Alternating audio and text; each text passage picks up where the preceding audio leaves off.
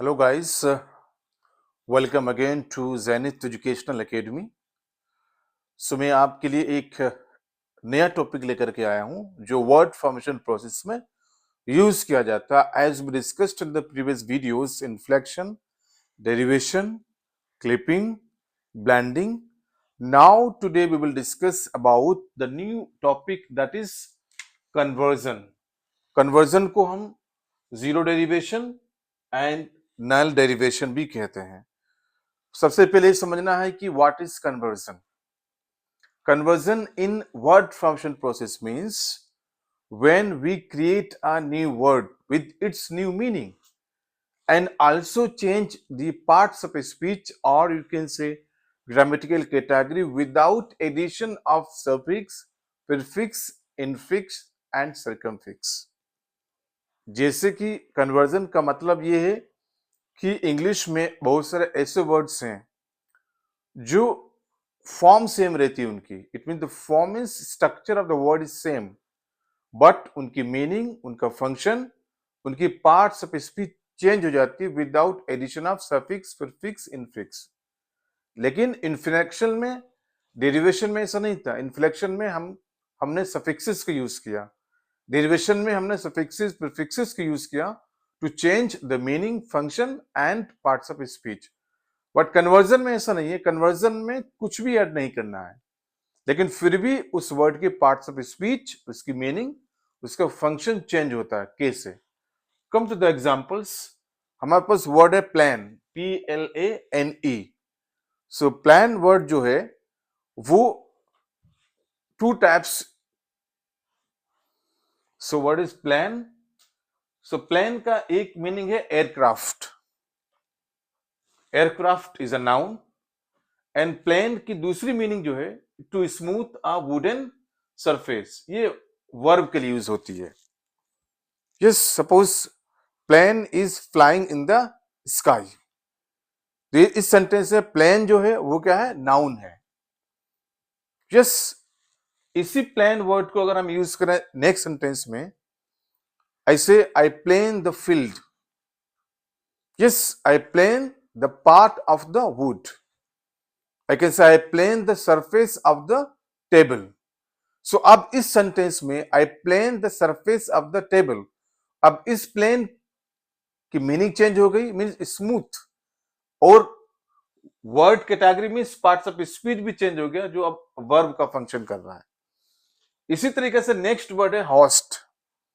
Host is a word used in English. कभी ये noun के लिए यूज होता है, कभी ये वर्ब के लिए यूज होता है, लेकिन ये डिपेंड करता है कि सेंटेंस में ये किस जगह पे यूज किया गया है. सपोज होस्ट अगर ये नाउन के लिए यूज होता है, if I say I receive my host, और we can say host is coming to my meeting. अब इसमें हमने होस्ट जो है सब्जेक्ट एंड ऑब्जेक्ट की पोजीशन यूज किया है जो नाउन का फंक्शन कर रहा है, और मीनिंग क्या है? A person who receives another. Host means a person who receives another. जिस तरीके से किसी भी कंट्री का कोई पीएम, प्रेसिडेंट किसी दूसरी कंट्री में जाता है तो वो वहां के लिए होस्ट होता है, और दूसरी कंट्री का पीएम और प्रेसिडेंट उसको रिसीव करने आता है. तो host because he is a person, तो पर्सन इज अ नाउन. इसी तरीके से होस्ट को अगर हम एज अ वर्ब यूज करें तो what is the meaning? The act of receiving. If I say I host yes my candidates. If I say I host a program, so what happens in this sentence? We can find the host की जो function है differentiated from the a person who receives another, and also change the grammatical category of parts of speech जो noun से verb हो गई. Next is I. I we know very well it has two parts of speech, two grammatical categories. Number one, अगर आई को हम noun के लिए use करें, जैसे हम जानते हैं an organ needed for sight, because eye is a part of our body, it is an organ. So ये तो नाउन हो गया.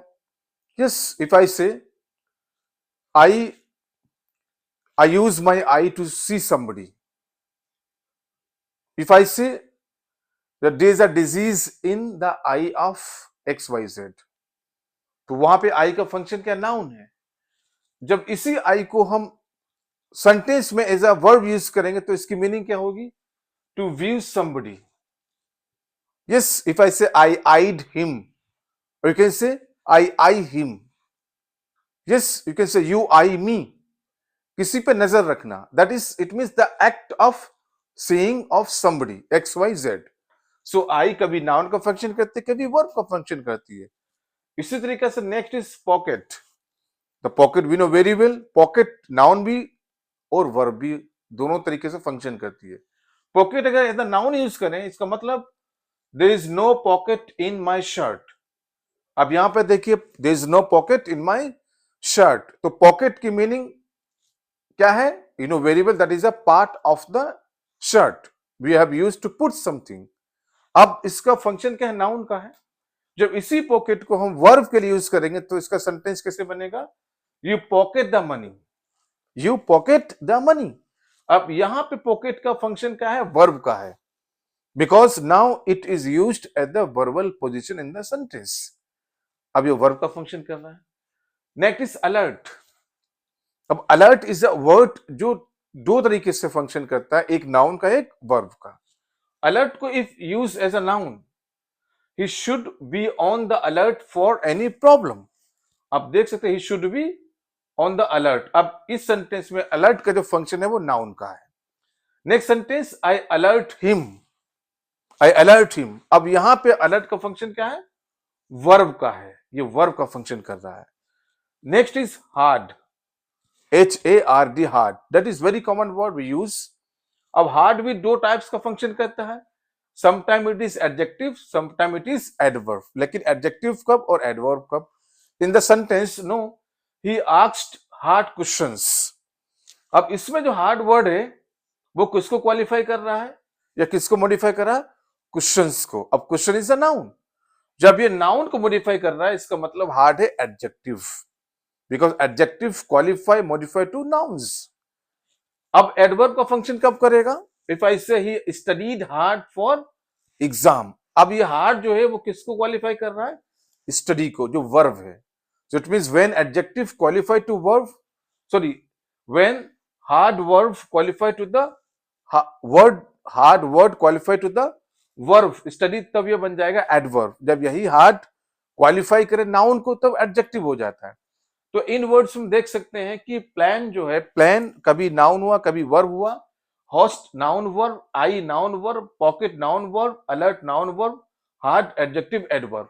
तो इसमें हमने कोई भी सफिक्स, प्रीफिक्स, इनफिक्स ऐड नहीं किया है to change its meaning, function and parts of speech. ये ज्यों के त्यों वर्ड्स हैं, लेकिन जब ये यूज किए जाते हैं सेंटेंसेस में according to the positions of it, ये क्या करते हैं, कभी नाउन कभी वर्ब, कभी नाउन कभी वर्ब, कभी वर्ब कभी नाउन, कभी एडजेक्टिव कभी एडवर्ब. तो इसे कहते हैं कन्वर्जन.